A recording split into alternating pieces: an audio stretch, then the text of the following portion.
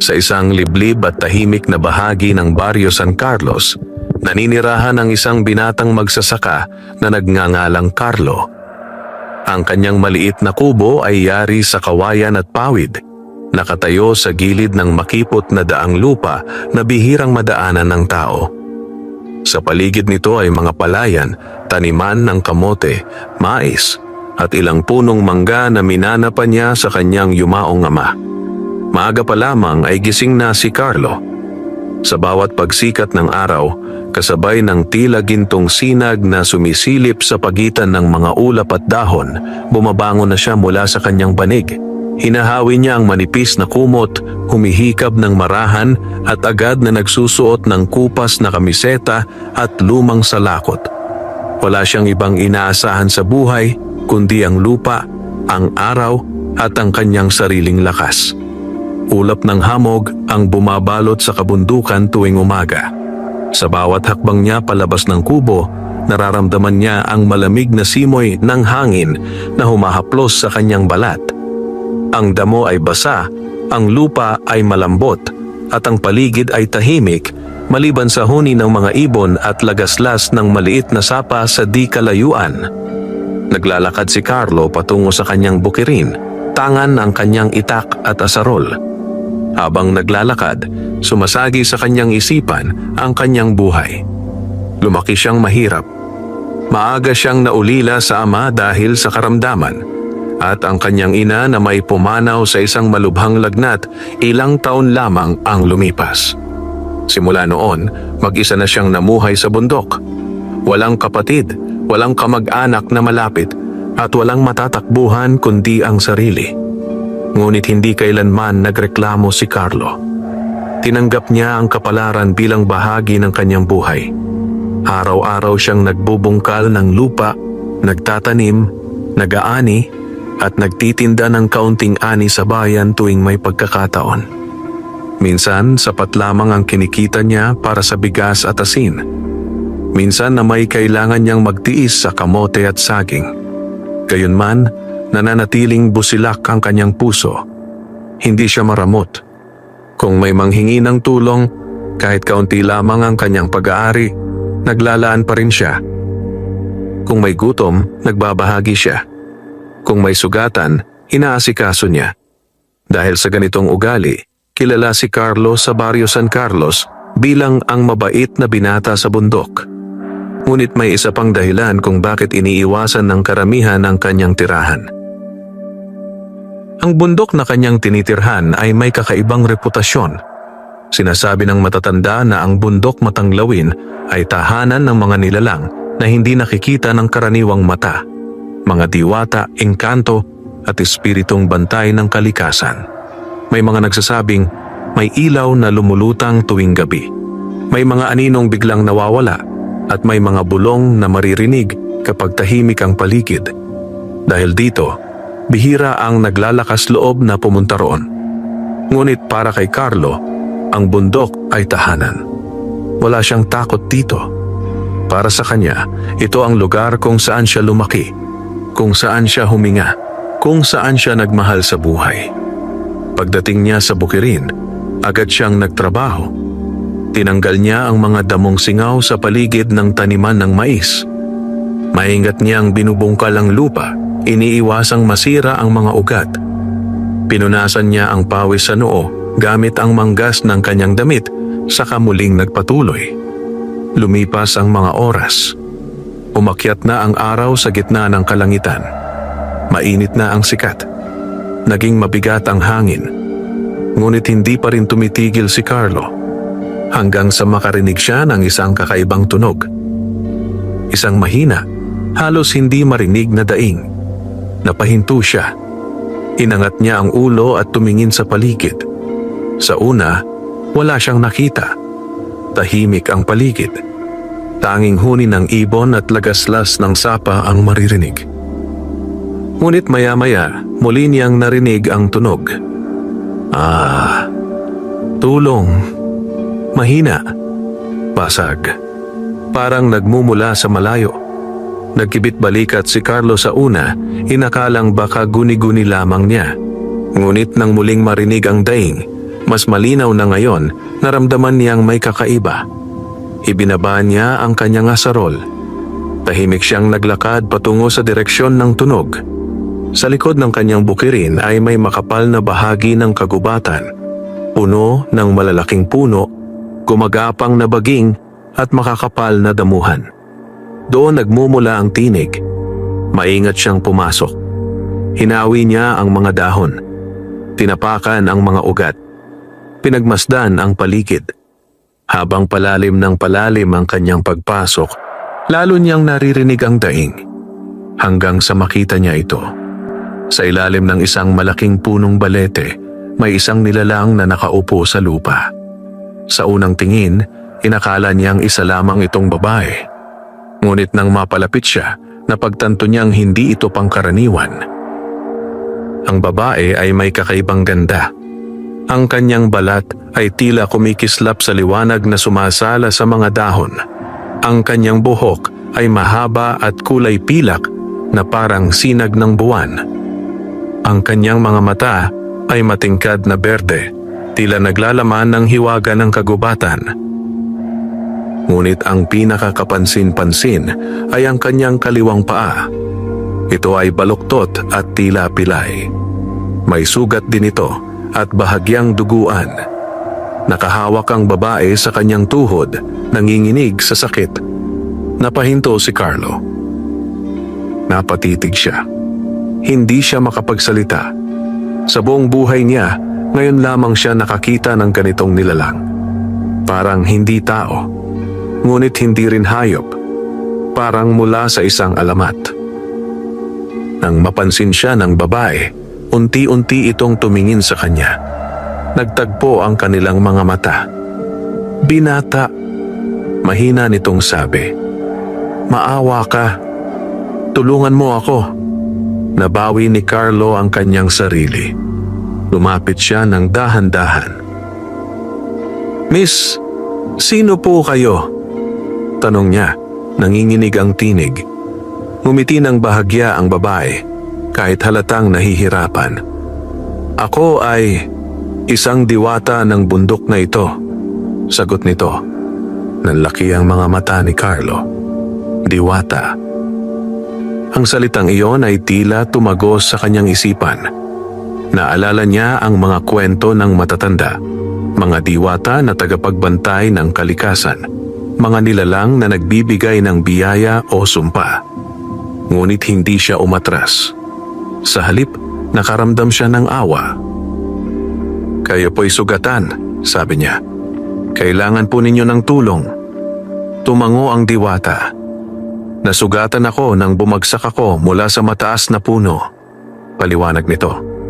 "Mahina na ang aking kapangyarihan. Hindi ako makalakad." Walang pag-aalinlangan, hinubad ni Carlo ang kanyang salakot at inilagay sa lupa. Lumuhod siya sa tabi ng diwata.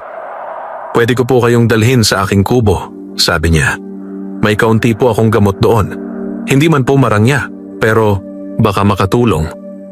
Nagulat ang diwata. "Hindi ka ba natatakot?" tanong nito. Humiling si Carlo. "Hindi po. Kahit sino pa po kayo, kailangan ninyo ng tulong. At hindi ko kayang pabayaan ang may naghihirap." Tumitig sa kanya ang diwata. Sa kanyang mga mata, may bahid ng pagtataka at paghanga. "Matagal na akong nabubuhay sa bundok na ito," sabi nito. "Ngunit bihira akong makatagpo ng pusong tulad ng sayo." Maingat na inabot ni Carlo ang diwata. Inilagay niya ang isang braso sa balikat nito at dahan-dahang inalalayan. Bagamat magaan ang katawan ng diwata, ramdam ni Carlo ang panghihina nito. Unti-unti silang naglakad palabas ng kagubatan. Sa bawat hakbang, sinisikap ni Carlo na huwag masaktan ang paa ng diwata. Nang marating nila ang kanyang kubo, agad niyang pinaupo ang diwata sa kanyang maliit na bangko. Kinuha niya ang kanyang lumang kahon ng gamot. May lamang dahon ng bayabas, langis ng niyog, at ilang halamang gamot. Maingat niyang nilinis ang sugat. Pinunasan ng dugo. Pinahiran ng langis. At tinalian ng malinis na tela. tahimik na pinagmamasdan siya ng diwata.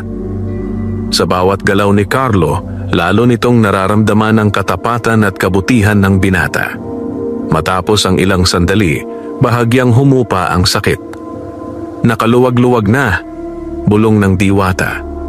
Ngumiti si Carlo. Mabuti po kung ganoon. Umupo siya sa tabi nito. Sa labas, unti-unti nang lumulubog ang araw. Nagiging kulay kahel ang kalangitan. Ang hangin ay nagiging malamig.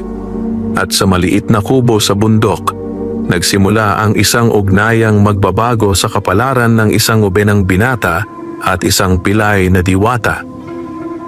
Hindi pa alam ni Carlo na ang pagtulong na iyon ay magbubukas ng pinto sa isang mundong hindi niya kailanman inakala. At hindi pa rin alam ng diwata na ang pusong kanyang nakita ay siyang magiging susi sa kanyang sariling kapalaran. Sa gabing iyon, sa ilalim ng liwanag ng buwan, nagsimulang isulat ng tadhana ang isang kwento ng sakripisyo, pagsubok at himala. Tahimik ang gabi sa bundok Matanglawin. Ang mga kuliglig ay sabay-sabay na umaawit sa dilim, habang ang hangin ay marahang humahaplos sa mga dahon ng kawayan at puno. Sa maliit na kubo ni Carlo, tanging liwanag ng gasera ang nagbibigay buhay sa loob ng silid. Nakaupo ang diwata sa bangkong kawayan, nakahilig sa dingding. Maingat na nakabalot ang kanyang sugatang paa sa puting tela na nilinis ni Carlo gamit ang pinakuluang tubig at dahon ng bayabas. Bahagya pa rin siyang nanginginig, ngunit hindi na gaanong ramdam ang sakit. Si Carlo naman ay abalang nagluluto ng kaunting lugaw sa maliit na kalan na yari sa bato. Naghalo siya ng bigas, tubig at ilang pirasong luya. Ito lamang ang kanyang kayang ihanda. Habang hinihintay niyang kumulo ang lugaw, pasulyap-sulyap niyang tinitingnan ng diwata. Tila tinitiyak na ayos pa ang kalagayan nito. Maya-maya, inilagay niya ang lugaw sa 2 mangkok. Inabot niya ang isa sa diwata. Kumain po muna kayo, mahinahon niyang sabi. Para po lumakas kayo. Tinanggap ito ng diwata. Sa unang pagkakataon, nakatikim ito ng pagkain ng isang mortal. Maingat itong sumubo. Napapikit siya sandali. Hindi dahil sa hindi masarap, kundi dahil sa kakaibang pakiramdam na dala ng simpleng pagkain. Ito'y mainit. Ito'y payak. Ngunit puno ng malasakit. Salamat, pulong nito. Ngumiti si Carlo. Wala pong anuman. Tahimik silang kumain. Sa labas, unti-unting umaangat ang buwan sa kalangitan. Nagbibigay liwanag sa kabundukan. Ang mga anino ng puno ay tila sumasayaw sa paligid ng kubo. Matapos kumain, inilapag ng diwata ang mangkok. Binata, mahina nitong tawag. Opo, sagot ni Carlo. Bakit mo ako tinulungan? Tanong nito. Napatingin si Carlo sa apoy ng kalan. Saglit siyang nag-isip. Hindi ko po alam ang eksaktong sagot, wika niya. Siguro po, dahil ayaw kong may naghihirap na nakikita, lalo na kung kaya ko namang tumulong. Tumango ang diwata. Marami ng tao ang dumaan sa bundok na ito, sabi nito. Ngunit karamihan sa kanila ay may takot, may pag-aalinlangan o may pansariling interes. Huminto ito sandali. Ikaw lang ang lumapit ng walang pagdududa. Napakamot sa ulo si Carlo. Ganun po ba? Sabi niya. Hindi ko po kasi iniisip kung ano ang kapalit. Napatingin sa kanya ang diwata. Sa mga mata nito ay may kakaibang liwanag. Alam mo ba kung sino ako? Tanong nito. Opo, sagot ni Carlo. Diwata po kayo, sabi ninyo. Tumango ito. Ang pangalan ko ay Lyra. Mahinahon itong wika. Isa akong tagapagbantay ng kagubatang ito. Nanlaki ang mga mata ni Carlo. Tagapagbantay? Ulit niya. Oo, tugon ni Lyra. Kami ang nag-iingat sa balanse ng kalikasan, sa mga puno, hayop, tubig at hangin. Kapag nasisira ang balanse, kami ang unang naaapektuhan. Napayuko si Carlo. May nangyari po ba? Tanong niya. Huminga ng malalim si Lyra. May mga taong palihim na pumuputol ng puno sa itaas ng bundok, paliwanag nito. Sinisira nila ang sagradong bahagi ng kagubatan. Sinubukan kong pigilan sila, ngunit nahulog ako mula sa puno at nasugatan. Nanginig ang boses nito. Dahil doon, humina ang aking kapangyarihan. Naramdaman ni Carlo ang lungkot sa tinig nito. Masama po pala ang ginagawa nila, sabi niya. Oo, tugon ni Lyra. Kapag nagpatuloy iyon, matutuyo ang mga sapa, mamamatay ang mga pananim at mawawala ang sigla ng bundok. Napaisip si Carlo. Naalala niya ang ilang beses na humina ang daloy ng tubig sa kanilang bukirin nitong mga nakaraang buwan. Ngayon ay may paliwanag na. Kaya po pala, bulong niya. Tumitig si Lyra sa kanya. Carlo, tawag nito. Opo? Hindi kita nilapitan ng basta-basta, sabi nito. Nanlamig ang pakiramdam ni Carlo. Ano po ang ibig ninyong sabihin? Ikaw ang pinili ng bundok, sagot ni Lyra. Matagal ka nang minamasdan ng mga espiritu ng kalikasan. Napatigil si Carlo. Pinili? Ulit niya. Oo, tugon ng diwata. Sa lahat ng naninirahan dito, ikaw ang may pinakadalisay na hangarin. Hindi ka sakim, hindi ka mapanlamang, at mahal mo ang lupa na iyong sinasaka. Napalunok si Carlo. Hindi po ako espesyal, sabi niya. Karaniwang tao lang po ako. Ngumiti si Lyra. Iyan ang dahilan kung bakit ka espesyal, wika nito. Saglit na nanahimik ang kubo.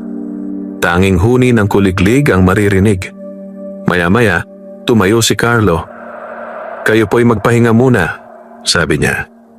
Dito po kayo matutulog sa aking banig. Ako na lang po sa labas. Umiling si Lyra. Hindi na kailangan, tugon nito. Pwede tayong magpalitan. Ayokong ikaw ang mawalan ng pahinga. Ngumiti si Carlo. Sanay na po ako. Inayos niya ang banig at kumot para kay Lyra. Maingat siyang naglatag ng unan na yari sa lumang tela. Nang mahiga ang diwata, bahagyang napapikit ang mga mata nito. Salamat, Carlo. Mahina nitong sabi. Hindi ko makakalimutan ang kabutihang ito. Umupo si Carlo sa may pintuan ng kubo. Pinagmamasdan niya ang buwan. Sa kanyang isipan ay naglalaro ang mga salitang narinig niya. Pinili ng bundok. Tagapagbantay. Balanse ng kalikasan. Hindi pa niya lubos na nauunawaan ang kahulugan ng lahat. Ngunit ramdam niya na may malaking pagbabago na paparating sa kanyang buhay. Habang unti-unting dinadalaw ng antok ang kanyang katawan, narinig niya ang mahinang tinig ni Lyra. Carlo. Opo? Sagot niya. Kapag gumaling na ako, sabi nito, may ipapamana ako sa iyo. Isang lihim na magbabago sa iyong kapalaran. Napalingon si Carlo. Ano po iyon? Tanong niya. Ngunit hindi na sumagot si Lyra. Mahimbing na itong natutulog. Sa gabing iyon, sa ilalim ng malamlam na liwanag ng buwan, nagsimulang mabuo ang isang kasunduan sa pagitan ng tao at diwata. Isang kasunduang susubok sa kanilang tapang, pananampalataya at puso. Sumapit ang umaga sa bundok Matanglawin na may dalang malamig na simoy at manipis na ulap. Ang hamog ay tila kumot na bumabalot sa mga puno at damuhan. Ang mga dahon ay kumikislap sa liwanag ng araw na unti-unting sumisilip sa silangan. Nagising si Carlo sa huni ng mga ibon. Nakaupo siya sa may pintuan ng kubo, nakasandal sa dingding, bahagyang namamanhid ang likod dahil sa magdamag na pagkakaupo. Dahan-dahan niyang inunat ang kanyang mga braso at tumayo. Tahimik siyang lumingon sa loob. Nakahiga pa rin si Lyra sa banig. Mahimbing ang tulog nito. Ang muka ay payapa, parang isang anghel na bumaba mula sa langit. Lumapit si Carlo ng marahan. Sinilip niya ang sugatang paa. Hindi na ito gaanong namamaga. Ang dugong kahapon ay natuyo na. Nabuhayan siya ng loob. Mabuti, bulong niya. Gumagaling na. Lumabas siya ng kubo upang mag-igib ng tubig sa sapa. Habang naglalakad, napansin niyang mas malinaw ang agos ng tubig kaysa mga nakaraang araw. Mas malamig din ito at tila mas sariwa. Hindi niya alam kung ito'y nagkataon lamang o kung may kinalaman sa diwata. Pagbalik niya, nagsindi siya ng kalan at nagluto ng kamote at kaunting isda na nahuli niya kahapon sa sapa. Nang maluto, inihanda niya ito sa dahon ng saging.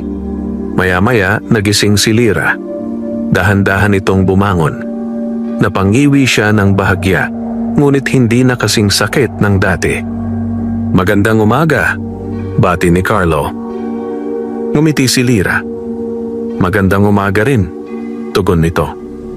May almusal po tayo, sabi ni Carlo. Simple lang po. Lumapit si Lyra at naupo. Kumain sila ng tahimik. Ngunit ngayon, mas maliwanag ang aura ng diwata. Parang may liwanag na nagmumula sa kanyang balat. Matapos kumain, sinubukan ni Lyra na tumayo. Dahan-dahan niyang inapakan ang sugatang paa. Sa unay, nanginginig ito. Ngunit hindi siya bumagsak. Napatayo siya. Nanlaki ang mga mata ni Carlo. Kaya na po ninyo? Tanong niya. Tumango si Lyra. Salamat sa iyong pag-aalaga, sabi nito. Mas mabilis akong gumagaling dahil sa iyong malasakit.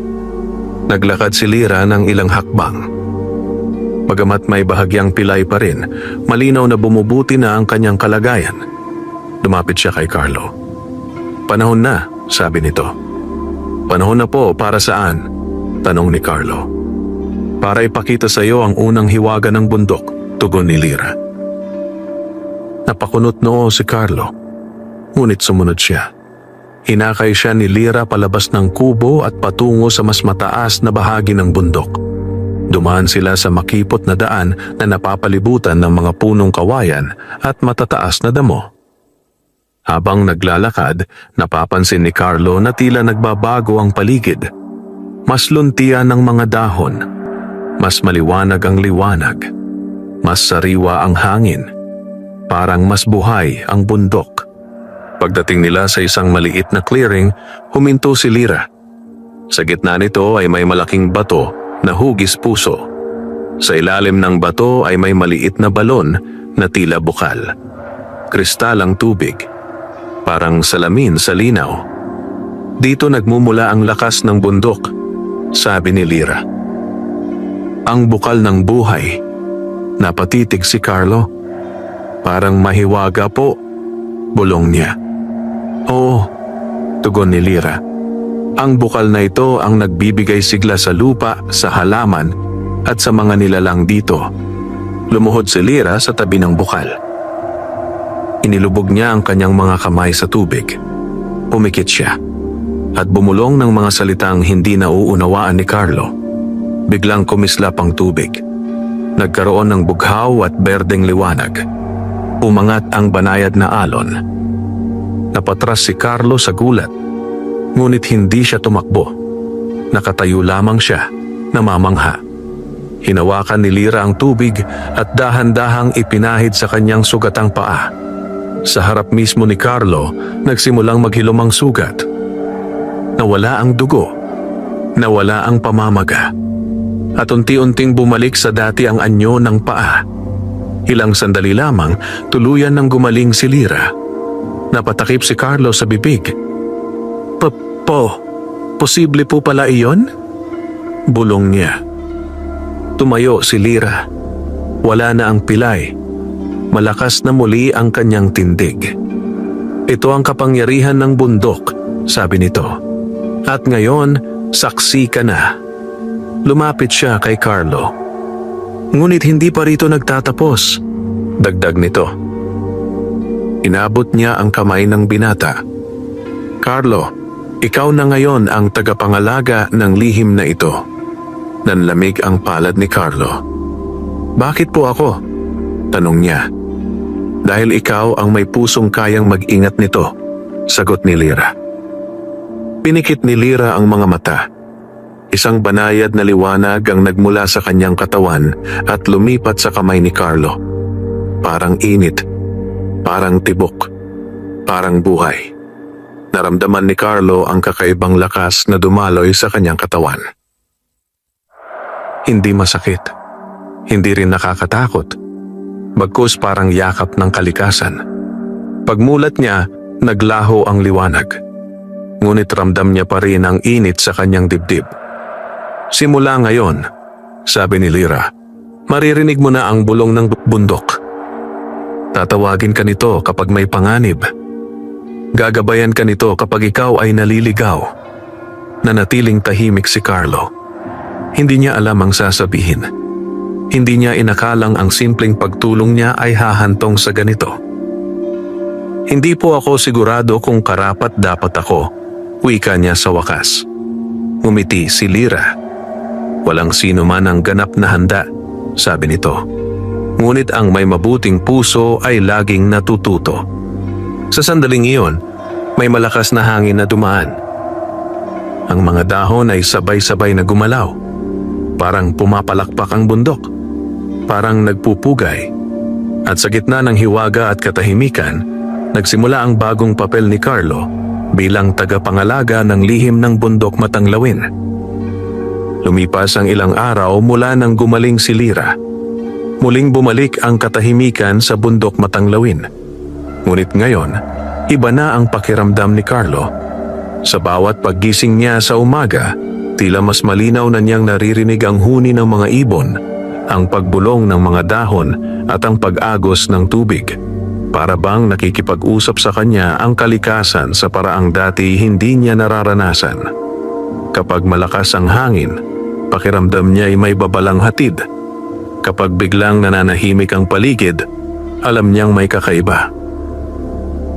At sa tuwing nagbubungkal siya ng lupa, tila nararamdaman niya ang tibok ng bundok sa ilalim ng kanyang mga paa. Si Lyra ay nanatili muna sa kanyang kubo. Bagamat maaari na siyang bumalik sa mundo ng mga diwata, pinili muna niyang manatili upang gabayan si Carlo. Tuwing gabi, tinuturuan niya ang binata ng mga lihim ng kalikasan, kung paano pakinggan ang daloy ng hangin, kung paano basahin ang kilos ng mga ulap, at kung paano intindihin ang galaw ng mga hayop. Hindi ito parang karaniwang aral. Walang papel. Walang aklat. Tanging pakiramdam, tiwala at paggalang. Isang hapon, habang nag-aayos si Carlo ng taniman ng kamote, bigla siyang nakaramdam ng bigat sa kanyang dibdib. Parang may humihigpit sa kanyang paghinga. Huminto siya. Napatingin siya sa kalangitan. Ang mga ulap ay tila mas madilim kaysa dati. Ang hangin ay mainit at mabigat. Parang may paparating na bagyo. Ngunit walang kulog, walang kidlat. Walang ulan, tanging kaba. Lyra, bulong ni Carlo. Agad lumitaw ang diwata mula sa likod ng mga puno. Ramdam mo rin? Tanong nito. Tumango si Carlo. Parang may mali po. Napapikit si Lyra. Inilapat niya ang palad sa lupa. Sandali siyang nanahimik. Pagmulat niya, may bakas ng pag-aalala sa kanyang muka. May mga taong umaakyat sa bundok, sabi niya. Hindi sila ordinaryo. Nakita mo po? Tanong ni Carlo. Hindi sa mata, tugon ni Lyra. Sa pulso ng kalikasan.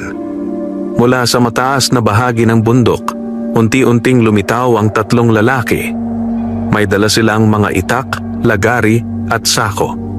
Suot nila ang maruruming damit. Ang mga mata nila ay puno ng kasakiman. Naglalakad sila ng walang pakundangan. Tinatapakan ang mga damo at batang puno. Mga illegal logger, bulong ni Carlo. Nakita na niya ang ganitong uri ng tao noon. Mga taong handang sirain ang bundok kapalit ng pera. Ngunit ngayon, mas malapit sila. Mas mapanganib. At hindi lang sila. Sabi ni Lyra. May kasama silang madilim na intensyon. Lumapit ang mga lalaki sa isang malaking punong nara. Isa sa pinakamatanda at sagradong puno sa bundok. Ito ang nagsisilbing haligi ng lupa sa bahaging iyon. Kapag ito'y naputol, magdudulot ito ng pagguho at pagbaha. Hindi po pwede iyon, sabi ni Carlo. Tumitig siya sa puno.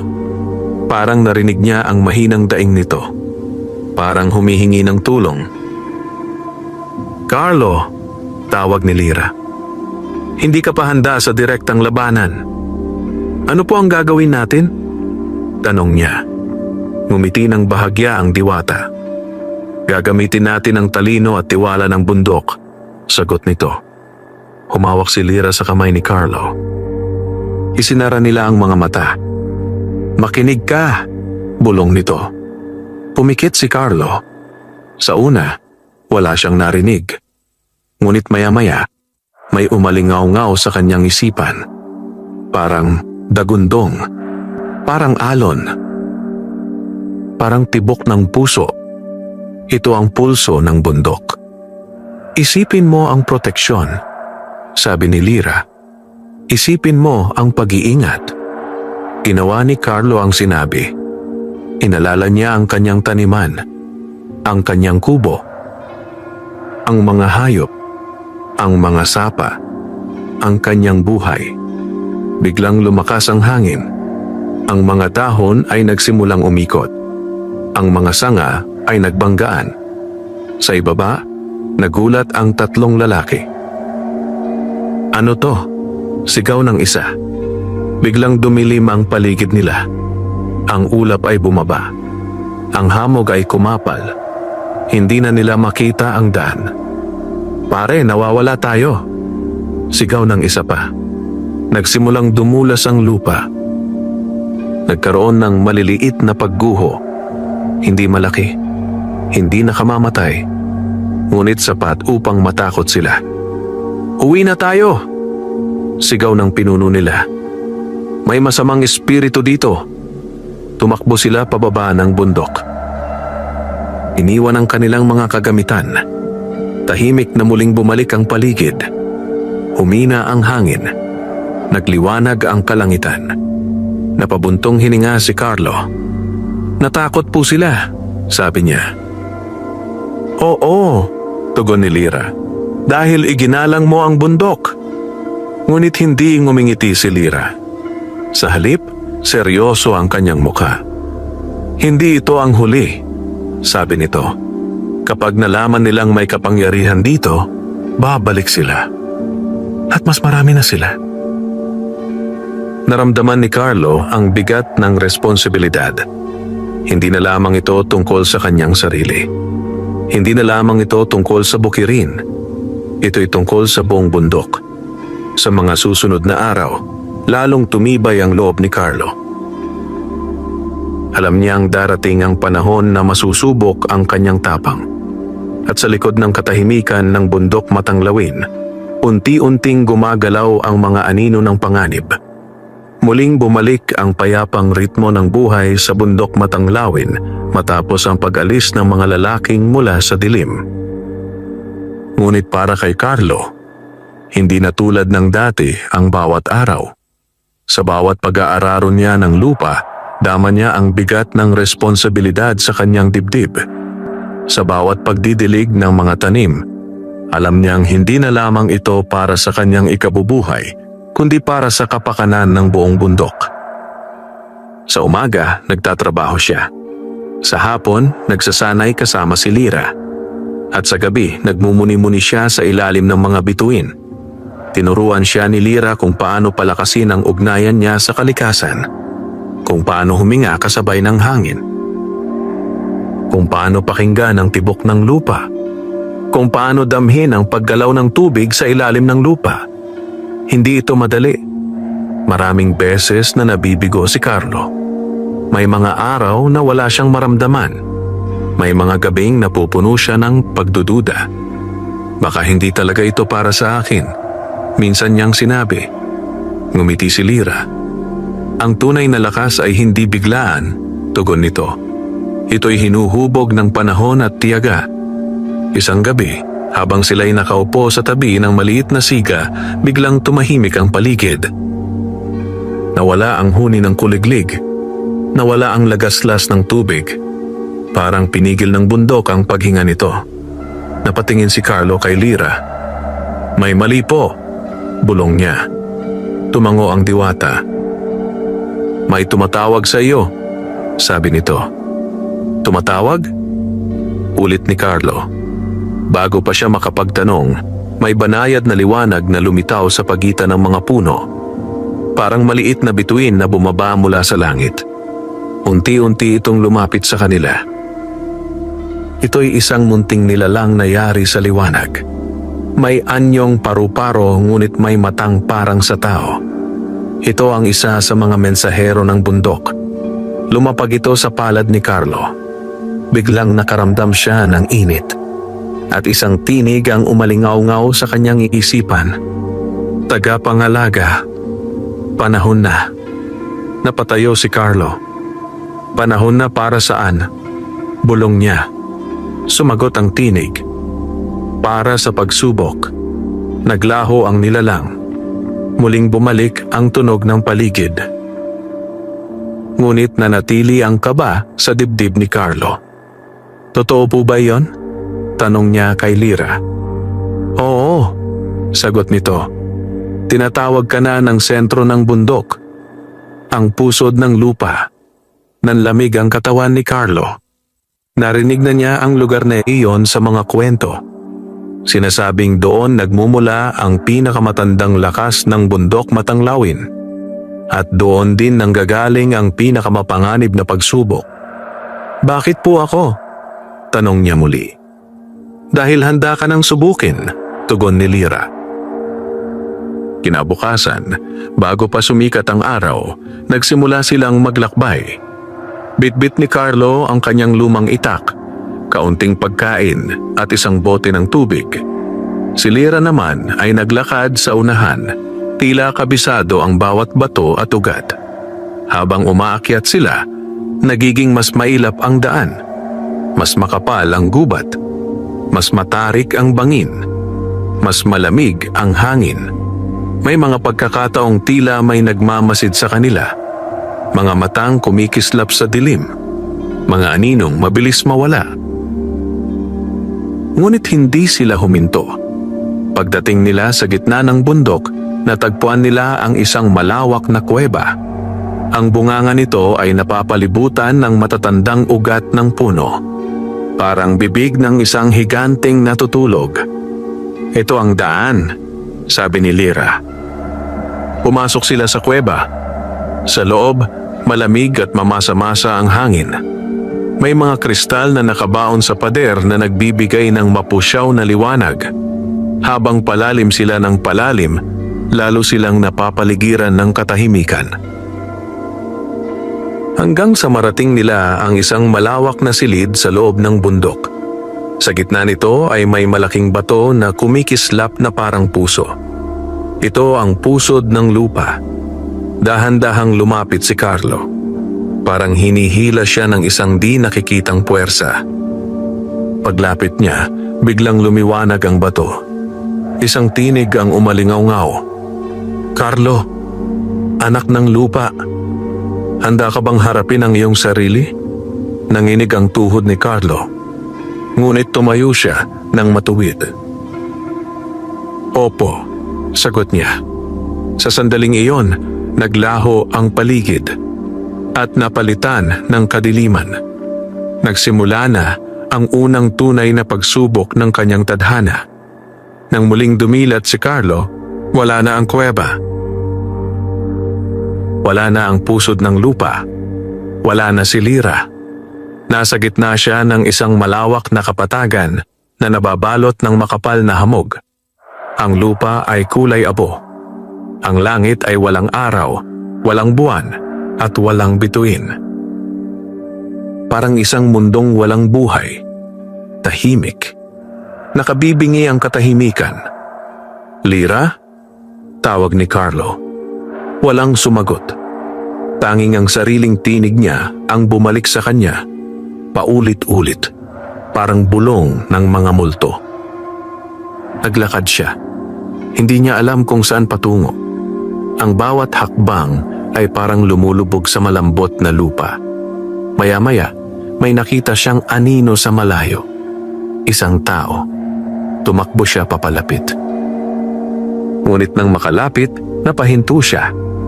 Ang taong iyon ay siya mismo. Isa pang Carlo. Ngunit iba. Ang anyo nito ay gusgusin. Ang mga mata ay puno ng galit. Ang muka ay bakas ang pagod at pait. "Bakit ka pa nandito?" Tanong ng anyo, malamig ang tinig. Napalunok si Carlo. "Ano ka?" Tanong niya. "Ako ang ikaw na itinago mo," sagot ng anino. "Ang ikaw na napuno ng inggit, galit at panghihinayang." Umiling si Carlo. "Hindi totoo yan," sabi niya. "Hindi ako ganyan." Ngumisi ang anino. "Hindi ba?" Tugon nito. "Nainggit ka noong nakita mong umasenso ang iba. Nagalit ka noong iniwan ka ng mundo. Napagod ka noong mag-isa kang lumalaban." Parang sinaksak ang dibdib ni Carlo. Naalala niya ang mga gabing umiiyak siya ng mag-isa. Ang mga panahong nagtatanong siya kung bakit siya iniwan. Kung bakit siya naghihirap. Kung bakit siya walang kasamang tumutulong. Lahat ng iyon ay totoo. Bulong niya. Lumapit ang anino. "Kung gayon," sabi nito, "bakit ka pa nagpapanggap na mabuti?" "Tigilan mo na," sigaw ni Carlo. "Ginagawa ko ang makakaya ko." "Ginagawa mo ang makakaya mo," ulit ng anino. "Pero gusto mo rin ang kapalit, gusto mo rin ang gantimpala, gusto mong kilalanin." Nanikip ang dibdib ni Carlo. Tahimik siya. Dahil alam niyang may katotohanan ng mga salita. "Masama ba yon?" tanong niya sa wakas. "Hindi," sagot ng anino.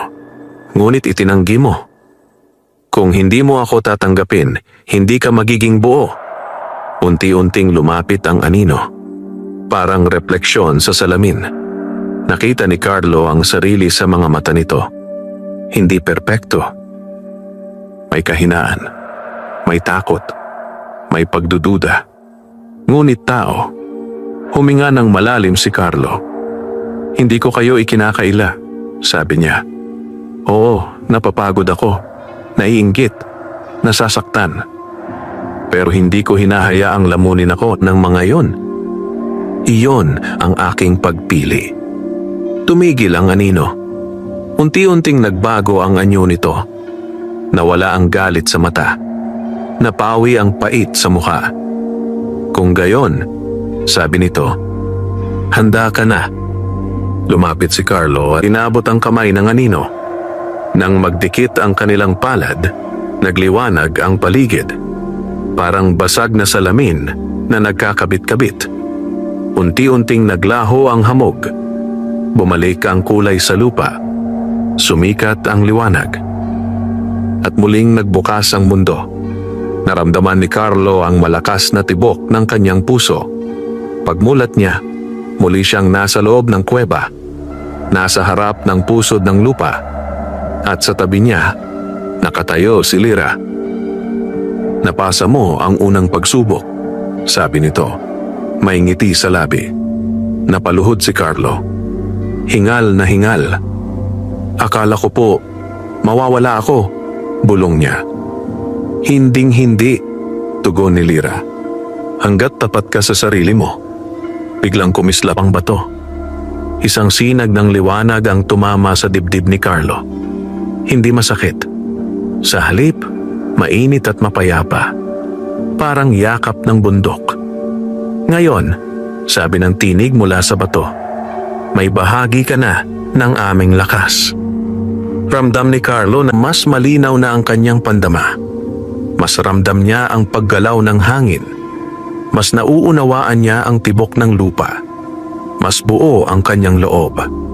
Ngunit alam niyang hindi pa tapos ang kanyang pagsubok. Ito pa lamang ang simula. Pagkalabas ni na Carlo at Lyra mula sa kuweba ng pusod ng lupa, Sinalubong sila ng malamig na hanging may dalang kakaibang bigat. Hindi ito karaniwang simoy. May halong pangamba. May halong babala. Tahimik ang kagubatan. Walang ibon. Walang kuliglig. Walang lagaslas ng dahon. Parang pinigil ng bundok ang paghinga nito. Napahinto si Carlo. Parang may nagbago po, bulong niya. Tumango si Lyra. May gumalaw sa balanse, sagot nito. At hindi ito galing sa kalikasan. Mabilis silang bumaba ng bundok. Habang naglalakad, napapansin ni Carlo ang mga bakas sa lupa, mga yabag ng maraming tao, mga gulong ng kariton, at mga nahulog na piraso ng kahoy. May pumutol muli ng puno, at mas marami sila ngayon. Nang marating nila ang isang mataas na bahagi, nasilayan nila ang isang malawak na bahagi ng kagubatan na halos kalbo na. Maraming punong pinutol, maraming sanga ang nagkalat. May usok na umaangat mula sa isang kampo sa ibaba. Naroon ang higit sa 10 lalaki. May mga truck, may mga lagari, may mga armas, at sa gitna nila, may isang lalaking nakatayo sa ibabaw ng troso. Matangkad, malapad ang balikat, may suot na itim na jacket. Ang mga mata ay malamig at matalim. Si Ramon, bulong ni Lyra. Isa siyang negosyanteng sakim. Matagal na niyang hinahangad ang yaman ng bundok. Nanlamig si Carlo. Narinig na niya ang pangalan. Si Ramon ang nagpopondo sa ilegal na pagtutroso sa iba't ibang bundok sa lalawigan. Marami na siyang sinirang lupain. Ngunit walang nakakapigil sa kanya. Hindi po ba siya natatakot? Tanong ni Carlo. Natutuwa siya sa kapangyarihan, sagot ni Lyra. At mas lalo siyang nagiging mapanganib kapag may nararamdaman siyang kakaiba. Biglang humawak si Carlo sa kanyang dibdib. May kirot. May init. Parang may tumatawag. Ang bundok. Alam nila, bulong niya. May nagbabantay. Ngumiti ng bahagya si Lyra. Ramdam mo na, sabi nito. Sa ibaba, nagsalita si Ramon. Bilisan ninyo, sigaw niya. Bago dumating ang mga bantay. Ang dami pang kahoy dito. Malaki ang kikitain natin. Nagtinginan sina Carlo at Lyra. Hindi na natin sila kayang takutin lang, sabi ni Lyra. Kailangan na nating harapin. Huminga ng malalim si Carlo. Kinabahan siya. Hindi siya mandirigma. Isa lamang siyang magsasaka. Ngunit sa pagkakataong iyon, naalala niya ang kanyang taniman, ang kanyang kubo, ang kanyang buhay, ang bundok na nagkaloob sa kanya ng lahat. Ako na po, sabi niya. Lumapit siya sa gilid ng bangin at sumigaw. Tigilan ninyo! Napatigil ang mga lalaki. Napalingon sila. Hoy, sino yan? Sigaw ng isa. Lumapit si Ramon at tumingin pa itaas. Napangisi siya. Isang hamak na magsasaka? Sabi niya. Umalis ka riyan kung ayaw mong mapahamak. Ang bundok na ito ay hindi sa inyo, sigaw ni Carlo. Sinisira ninyo ang buhay ng marami. Tumawa si Ramon. Ang buhay ay pera, tugon niya. At pera ang kailangan ng mundo. Hindi po lahat nabibili, sagot ni Carlo. Nagliwanag ang paligid. Biglang lumakas ang hangin. Ang mga dahon ay nagsimulang umikot. Ang lupa ay bahagyang yumanig. Naramdaman ni Carlo ang init sa kanyang dibdib. Pinikit niya ang mga mata. Inalala niya ang pulso ng bundok, ang bukal, ang lupa, ang hangin. Isang malakas na bugso ang bumaba mula sa itaas. Nabuwal ang ilang gamit. Napatumba ang mga troso. Nagkagulo ang kampo. Ano to? Sigaw ng isa. May multo. Sigaw ng isa pa. Ngunit si Ramon ay nanatiling nakatayo. Bagamat bahagyang natakot, hindi siya umatras.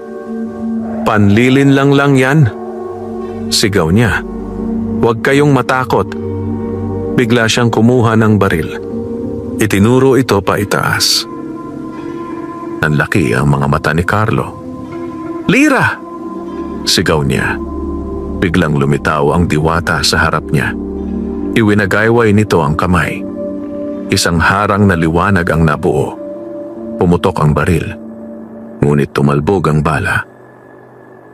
Nabigla si Ramon. Imposible. Bulong niya. Ngunit sa kanyang mga mata, hindi pagsisisi ang makikita, kundi galit. Mas lumalim ang anino ng kasakiman sa kanyang puso.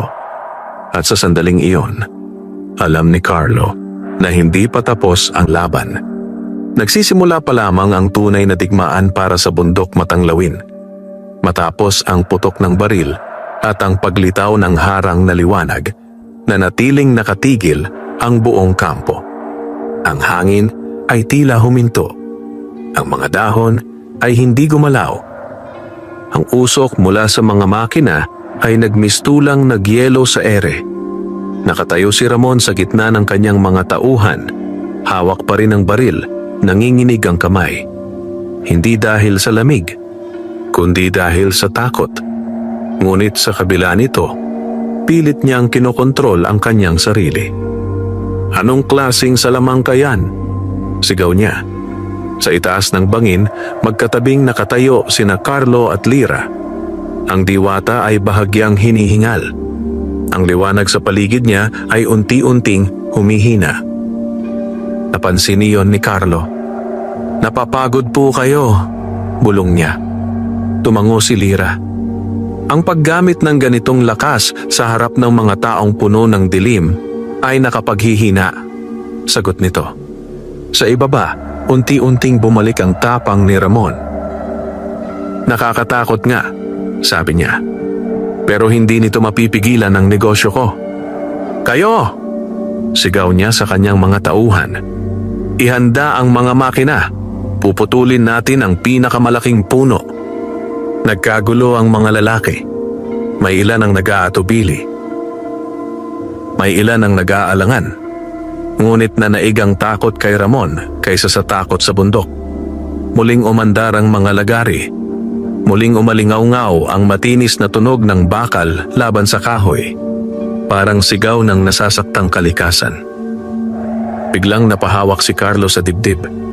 Isang matinding kirot ang dumaloy sa kanyang katawan. Parang siya ang pinuputol. Parang siya ang nasasaktan. "Lira!" ungol niya. "Ang bundok ay nasusugatan," sabi ng diwata. "At dahil konektado ka na rito, dama mo ang sakit nito." Napayuko si Carlo.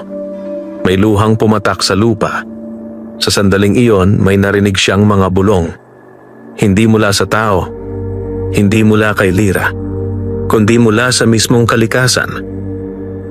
"Iligtas mo kami. Pagod na kami. Huwag mo kaming pabayaan." Napatayo si Carlo. Pinunasan niya ang luha. Hindi na takot ang nasa kanyang dibdib, kundi tapang. "Hindi ko po hahayaang sirain nila kayo," bulong niya sa bundok. Humawak siya sa lupa. Ipinikit ang mga mata. Huminga ng malalim. Inalala niya ang lahat ng itinuro ni Lira.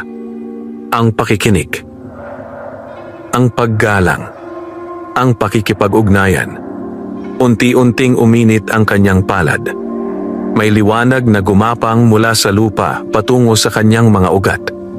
Sa ibaba, biglang lumambot ang lupa.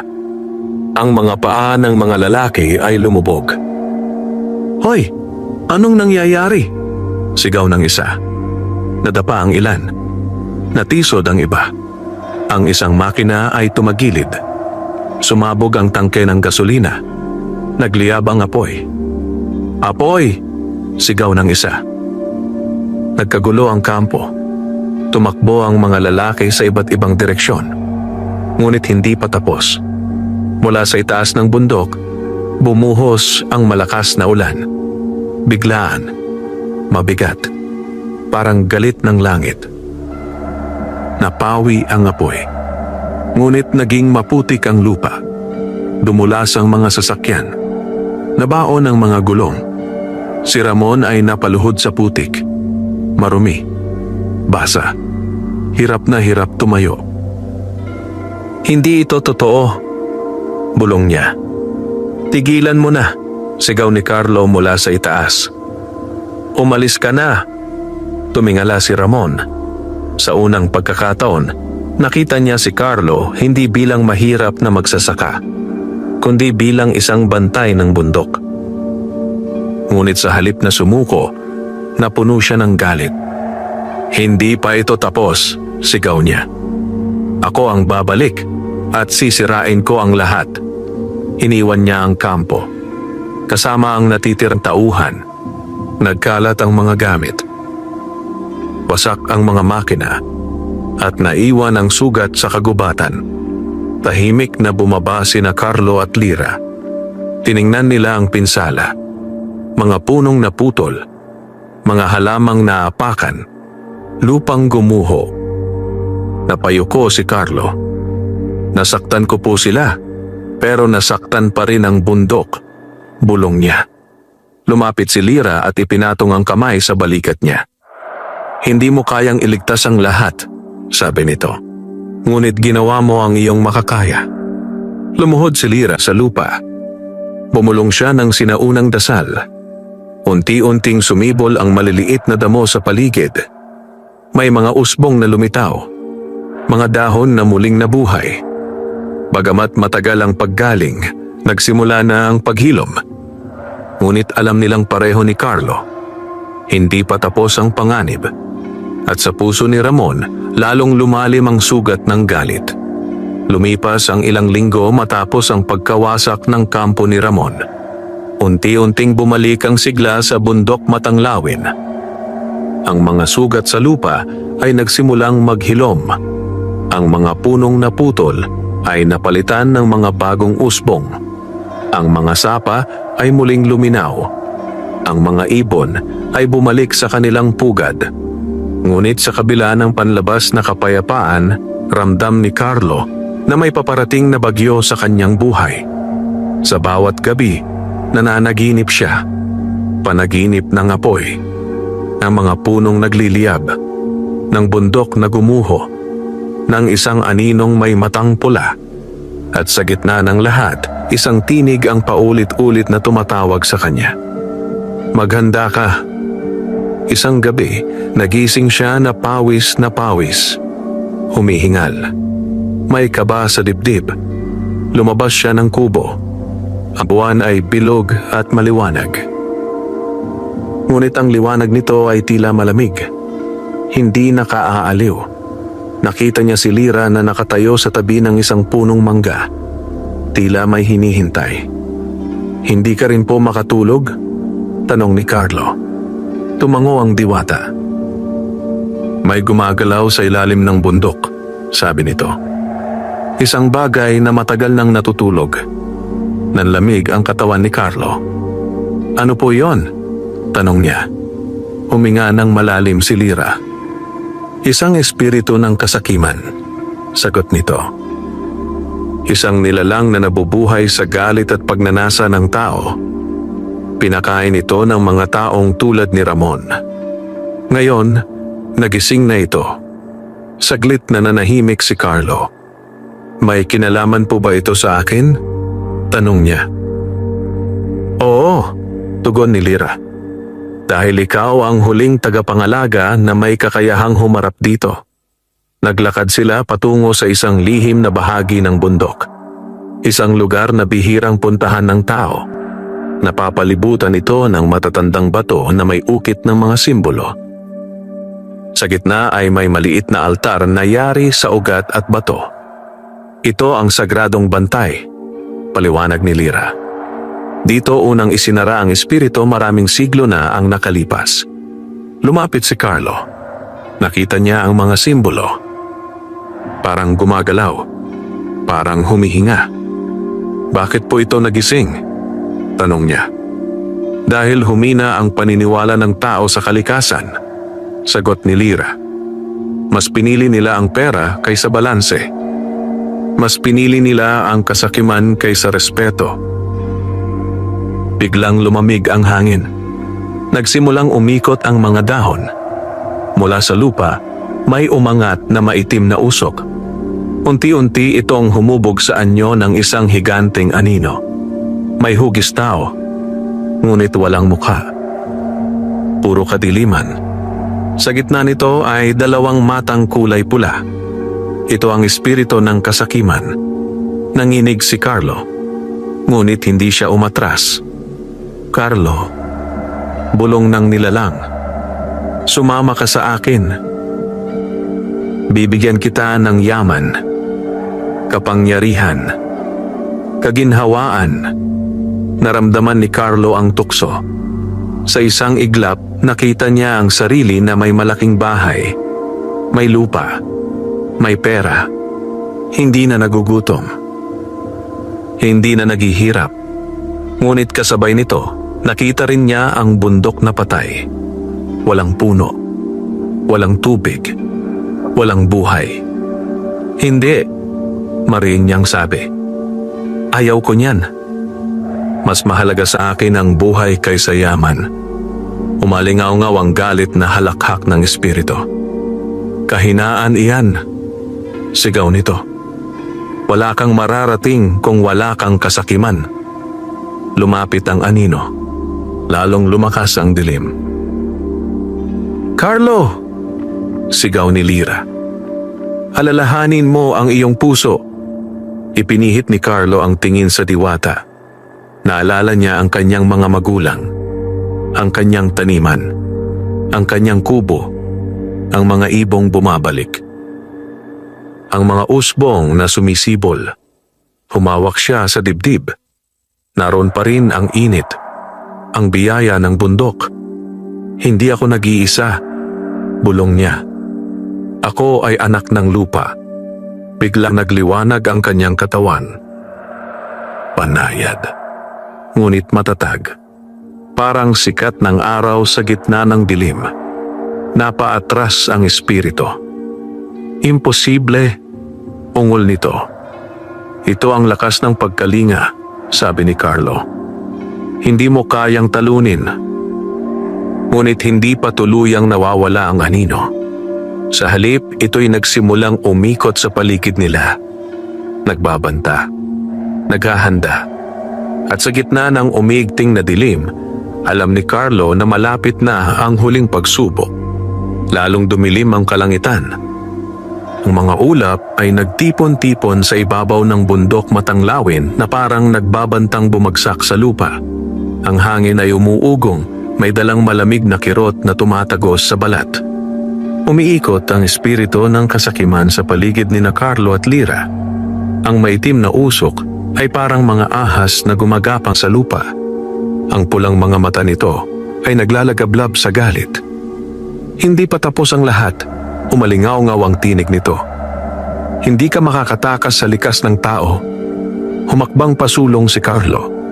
Bagamat nanginginig ang kanyang mga tuhod, matatag ang kanyang puso. Hindi ko itinatanggi ang kahinaan ng tao, wika niya. Pero may kakayahan din kaming magmahal, mag-ingat at magsakripisyo. Lumapit ang anino. Bumigat ang hangin. Parang pinipiga ang kanyang dibdib. Nahirapan siyang huminga. Carlo! Sigaw ni Lyra. Lumapit ang diwata at inilapat ang kamay sa likod niya. Isang banayad na liwanag ang dumaloy mula kay Lyra patungo kay Carlo. Naghalo ang kanilang lakas. Ang lakas ng tao at diwata. Ang lakas ng lupa at espiritu. Isara mo ang iyong mga mata, bulong ni Lyra. Pakinggan mo ang bundok. Pumikit si Carlo. Sa gitna ng kaguluhan, nakarinig siya ng mga tunog. Ang lagaslas ng sapa, ang huni ng ibon, ang pag-ugong ng hangin, ang tibok ng lupa, parang isang awit, isang panalangin, isang paalala na buhay pa ang bundok. Inilapat niya ang mga palad sa lupa. Kung may kapangyarihan ako, bulong niya. Nagmumula ito sa inyo. Biglang lumiwanag ang paligid. Mula sa lupa, sumibol ang libu-libong sinag ng liwanag. Mula sa mga puno. Mula sa bato. Mula sa tubig. Mula sa hangin. Nagmistulang nagising ang buong bundok. Nabigla ang espiritu. Hindi! Sigaw nito. Sinubukan nitong umatras. Ngunit hinigop ito ng liwanag. Nagsimulang magbitak ang anyo nito. Nawasak ang dilim. Nawala ang pulang mata. Sa isang malakas na ugong, tuluyang naglaho ang espiritu. Parang usok na tinangay ng hangin. Bumagsak si Carlo sa lupa. Hingal. Pagod. Ngunit buhay. Lumuhod si Lyra sa tabi niya. Natapos na. Bulong nito. Unti-unting luminaw ang kalangitan. Naghiwa-hiwalay ang mga ulap. Sumilip ang araw. Ang liwanag nito ay mainit at payapa. Parang yakap. Muling umusbong ang mga bulaklak sa paligid. Nagbalikan ang mga ibon. Ang sapa ay muling umagos ng mas malinaw. Nakatayo si Carlo at tumingin sa bundok. Ngayon niya lubos na naunawaan. Hindi siya naging bayani dahil sa kapangyarihan. Naging bayani siya dahil sa puso. Ilang araw ang lumipas, nagpaalam si Lyra. Panahon na para bumalik ako sa aming mundo, sabi nito. Ngunit mananatili ang ugnayan natin. Ngumiti si Carlo. Maraming salamat po, wika niya. Dahil sa inyo, natutunan kong mahalin hindi lang ang lupa, kundi pati ang sarili ko. Inabot ni Lyra ang kanyang kamay. Isang munting liwanag ang naiwan sa palad ni Carlo. Habang may taong tulad mo, sabi nito, hinding-hindi mamamatay ang bundok. At sa isang kisap mata, naglaho ang diwata. Bumalik si Carlo sa kanyang kubo. Sa kanyang taniman. Sa kanyang simpleng buhay. Ngunit hindi na siya ang dating binata. Siya na ngayon ang tahimik na tagapangalaga ng bundok Matanglawin. Isang magsasakang may pusong matatag. Isang taong pinili ng lupa. At sa bawat pagsikat ng araw, patuloy niyang isinasabuhay ang aral na iniwan ng diwata. Na ang tunay na yaman ay ang paggalang sa buhay, kalikasan at kapwa. Lalong dumilim ang kalangitan sa ibabaw ng bundok Matanglawin. Ang mga ulap ay nagtipon-tipon na parang mabibigat na bato, handang bumagsak anumang sandali. Ang hangin ay umuugong, may dalang malamig na kirot na dumadampi sa balat ni na Carlo at Lyra. Sa gitna ng sagradong bantay, patuloy na umiikot ang espiritu ng kasakiman. Ang maitim na usok nito ay gumagapang sa lupa na parang mga ahas. Ang pulang mga mata ay naglalagablab sa puot. Hindi pa tapos ang lahat. Umalingaw-ngaw ang tinig nito. Hindi mo kayang baguhin ang likas ng tao. Umakbang pasulong si Carlo. Bagamat nanginginig ang kanyang mga tuhod, pinilit niyang manatiling matatag. Hindi ko itinatanggi ang kahinaan namin, wika niya. Pero may kakayahan din kaming pumili ng tama. Lumakas ang hangin. Parang pinipiga ang kanyang dibdib. Nahirapan siyang huminga. Lumapit ang anino, handang lamunin ang liwanag sa kanyang katawan. Carlo! Sigaw ni Lyra. Mabilis itong lumapit at inilapat ang kamay sa kanyang likod. Isang banayad na liwanag ang dumaloy mula sa diwata patungo sa binata. Naghalo ang kanilang lakas. Lakas ng lupa at espiritu. Lakas ng tao at kalikasan. Isara mo ang iyong mga mata, bulong ni Lyra. Makinig ka sa bundok. Pumikit si Carlo. Sa gitna ng dilim, unti-unti niyang narinig ang mga tunog. Ang lagaslas ng sapa, ang pagaspas ng dahon, ang huni ng mga ibon, ang tibok ng lupa sa ilalim ng kanyang mga paa. Parang isang awit, parang isang panalangin. parang tinig ng lahat ng buhay sa bundok. Inilapat niya ang 2 palad sa lupa. Kung may lakas ako, bulong niya. Galing ito sa inyo. Biglang uminit ang lupa. Mula sa ilalim nito, sumibol ang libo-libong sinag ng liwanag. Umakyat ito sa mga puno. Kumapit sa mga bato. Dumaan sa hangin. Sumama sa tubig. Nagmistulang nagising ang buong bundok Matanglawin. Nabigla ang espiritu. Hindi! Sigaw nito. Sinubukan nitong umatras, ngunit hila ito ng liwanag. Nagsimulang mabiyak ang anyo nito. Naghiwa-hiwalay ang dilim. Unti-unting nawala ang pulang mga mata. Sa isang malakas na ugong, tuluyang naglaho ang espiritu ng kasakiman. Parang usok na tinangay ng hangin. Bumagsak si Carlo sa lupa. Hingal. Pagod, nanginginig, ngunit buhay. Lumuhod si Lyra sa tabi niya. Natapos na, bulong nito. Unti-unting luminaw ang kalangitan. Naghiwa-hiwalay ang mga ulap. Sumilip ang araw. Ang liwanag nito ay mainit at payapa. Parang yakap ng kalangitan. Sa paligid nila, muling sumibol ang mga damo.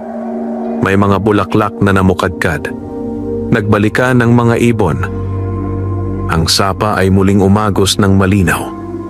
Tumayo si Carlo at tumingin sa buong bundok. Ngayon niya lubos na naunawaan ang kanyang papel. Hindi siya pinili dahil sa lakas. Hindi dahil sa tapang, kundi dahil sa puso. Makaraan ng ilang araw, dumating ang panahon ng pamamaalam.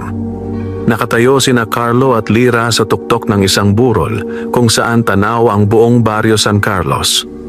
Tahimik ang paligid. Payapa. Panahon na para bumalik ako, sabi ni Lyra. May bahid ng lungkot ang tinig nito. Pero hindi ka namin iiwan. Ngumiti si Carlo. Maraming salamat po, wika niya. Kung hindi dahil sa inyo, hindi ko makikilala ang sarili ko. Inabot ni Lyra ang kanyang kamay. Isang munting liwanag ang naiwan sa palad ni Carlo. Habang may pusong tulad ng sayo, sabi nito, mananatiling buhay ang bundok. Sa isang kisap mata, naglaho ang diwata. Naiwan si Carlo sa ilalim ng araw. Mag-isa, ngunit hindi nag-iisa. Bumalik siya sa kanyang kubo, sa kanyang bukirin, sa kanyang simpleng pamumuhay. Ngunit ngayon, dala na niya ang karunungan ng kalikasan at lakas ng pananampalataya. Araw-araw, patuloy siyang nagtatanim. Patuloy na nag-aalaga. Patuloy na nagbabantay. Hindi bilang mandirigma, kundi bilang tagapangalaga. At sa bawat pagsikat ng araw sa bundok Matanglawin, muling ipinapaalala ng hangin, lupa at tubig ang kwento ng isang binatang minsang tumulong sa isang pilay na diwata at naging ilaw ng pag-asa para sa buong bundok. Lumipas ang maraming taon. Ang bundok Matanglawin ay nanatiling luntian at buhay, tila hindi tinatabla ng panahon. Ang mga punong minsang naputol ay muling tumangkad. Ang mga sapa ay patuloy na umaagos, malinaw at malamig. Ang mga ibon ay nagbalik at dumami na parang hindi kailanman umalis. At sa gitna ng lahat ng ito, nanatili si Carlo. Hindi na siya ang payat at binatang magsasaka na nakatira sa maliit na kubo. Ngayon, siya ay isang matandang lalaki na may puting buhok at mga matang puno ng karunungan. Ang kanyang likod ay bahagyang nakayuko, ngunit ang kanyang puso ay nananatiling matatag. Sa tabi pa rin ng kanyang kubo, may maliit na taniman. Nariyan pa rin ang mais, ang kamote, ang palay, at ang punong mangga na saksi sa kanyang buong buhay. Tuwing umaga, bumabangon pa rin si Carlo bago sumikat ang araw. Dahan-dahan, maingat, may tungkod sa kamay. Ngunit may sigla sa puso. Naglalakad siya patungo sa bukirin, tulad ng ginagawa niya noong kabataan. Hindi dahil kailangan, kundi dahil mahal niya ang lupa. Madalas nang umaakyat ang mga tao mula sa bayan patungo sa bundok. Hindi na upang manira, kundi upang matuto, upang humingi ng payo, upang humingi ng basbas. Tinatawag nila siyang Lolo Carlo, tagapangalaga ng bundok, tagapayo ng kalikasan, tagapagturo ng kababaang loob. Hindi niya kailanman hinangad ang titulong iyon, ngunit kusang ibinigay ng mga tao dahil nakita nila ang bunga ng kanyang mga gawa. Isang hapon, may isang batang lalaki ang umakyat sa kanyang kubo. Payat, marumi ang damit, may sugat sa paa, halatang pagod at gutom. Tahimik itong nakatayo sa may pintuan. Napansin agad ni Carlo ang bata. Lumapit siya. "Apo," mahinahong tawag niya. "Bakit ka narito?" Napatingin ang bata. "Lolo," sabi nito, "naligaw po ako at nasugatan." Ngumiti si Carlo, isang ngiting puno ng alaala. "Halika," wika niya. "Maupo ka muna." Pinaupo niya ang bata sa bangko. Kinuha ang kanyang kahon ng gamot. Nilinis ang sugat. Pinahira ng langis. Tinalian ng tela. Habang ginagawa niya ito, tahimik na pinagmamasdan siya ng bata. "Lolo," tanong nito, "bakit po kayo tumutulong kahit nahihirapan kayo?" Huminto si Carlo sandali. Tumingala siya sa bundok, sa mga puno, sa langit, sa hangin. Na para bang may kinakausap siyang hindi nakikita. "Dahil," sagot niya, "may tumulong din sa akin noon. Isang kaibigang nagpakita sa akin ng halaga ng kabutihan." Hindi na nagtanong ang bata. Ngunit ramdam niyang may hiwagang nakapaloob sa mga salita ng matanda. Nang gumabi, natulog ang bata sa kubo ni Carlo. Sa ilalim ng liwanag ng buwan, umupo si Carlo sa labas. Tahimik, mapayapa. Biglang may marahang hangin na dumaan. May dalang pamilyar na samyo ng bulaklak. At sa harap niya, saglit na lumitaw ang isang anyong yari sa liwanag. Isang babaeng may pilak na buhok, may matang berde, may ngiting puno ng alaala. "Lira," bulong ni Carlo. Ngumiti ang diwata. "Salamat," sabi nito. "Dahil hindi ka nagbago." Tumango si Carlo. "Hindi ko po kayo nakalimutan," tugon niya. Ni ang bundok. Unti-unting naglaho ang liwanag. Ngunit naiwan ang init sa kanyang dibdib. Isang gabi, tahimik na pumanaw si Carlo sa kanyang higaan. Walang sakit, walang takot, may ngiti sa labi. Kinabukasan, natagpuan siya ng mga taga-baryo na parang natutulog lamang. At sa araw na iyon, kakaiba ang bundok.